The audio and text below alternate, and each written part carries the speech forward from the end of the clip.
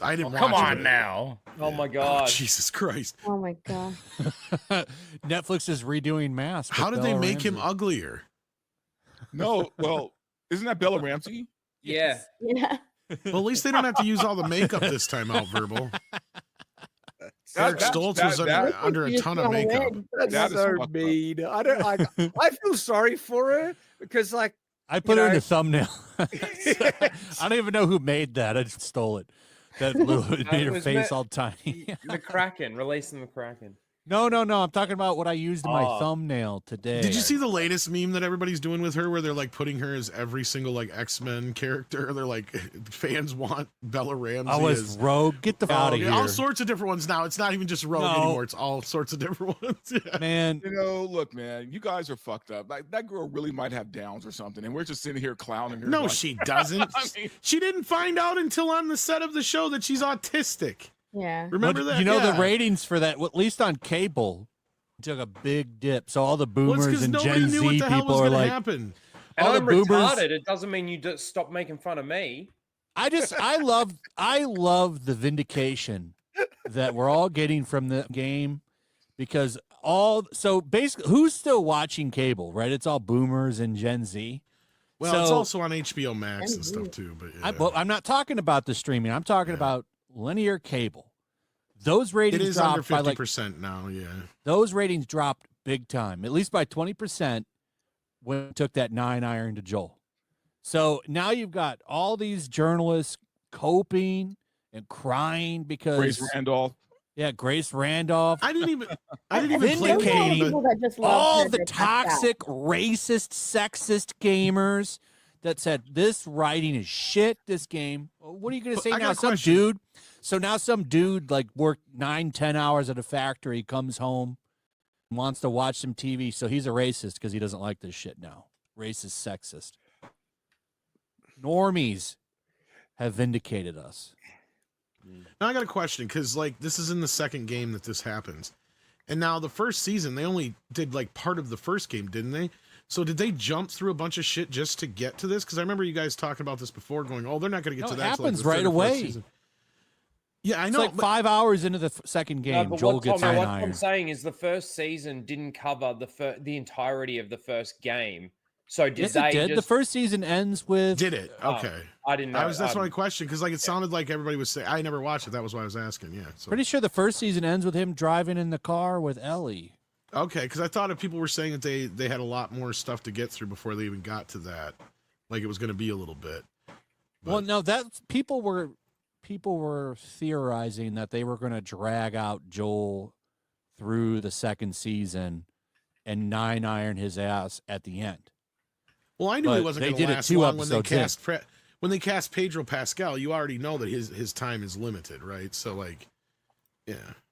I mean, well, people were speculating if they might change the order of it, have his death be towards the end of season 2. maybe that's what I was thinking of. Yeah, like stretch it out, have his presence there, not make it sting so much. But no, it was like they killed off Joel. It turns out that they do hate that character. He's too much. He was too much of a father figure, you see, for an independent lesbian to have her own kind of story. And then it's going to follow Abby and all of that. Like that, they wanted to replace that character, and it's just so funny because there was so much backlash when it happened in the game. But it shows. It was clear that the people making this, like Neil Druckmann, he was still, having a lot of creative input in the show. Season 1 was just so full of propaganda and the message, and this was just being made by they spent a whole episode on that dude.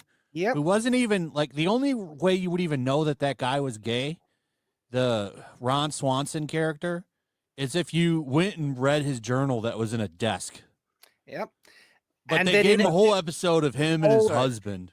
And then I think it was episode 5. They're like, they get to this community and they're like, no, we are communists, and it's this communist utopia stuff. It's like, all right, it's clear this is all about their kind of activist message, and so this is all leading to Joel in 1 and removing the toxic father figure. That's exactly what they're going to do. And I think that shows a big difference between video game fans and show or movie fans, because like the reaction to what happened in season 2 was the same sort of reaction to what happened to the video game people that were playing the game. And it seemed like it came out of nowhere for a lot of people. Whereas, like, if anyone's been paying attention, they know that it's been like this and that was always going to come in season 2. So, like, for me, it shows that there's a massive difference between video game fans and show watching fans. Yeah, but if they were smart, they would have waited till like the season finale to make that happen for season 2. Because what you did now by putting it in episode 2 is everyone's going to drop off now. What's going to happen is you do that in episode 2, episode 3, people tune in just to see what happens after. Then after that, no one cares.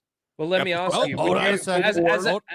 as a viewer, would you rather them pull off the Band-Aid at the beginning or make you suffer through it and then rip that Band-Aid off at the end? You change the story from the game because the game is stupid, right? But if you're going to do it, you wait to the end of the season. You don't do it in the second episode of the new season.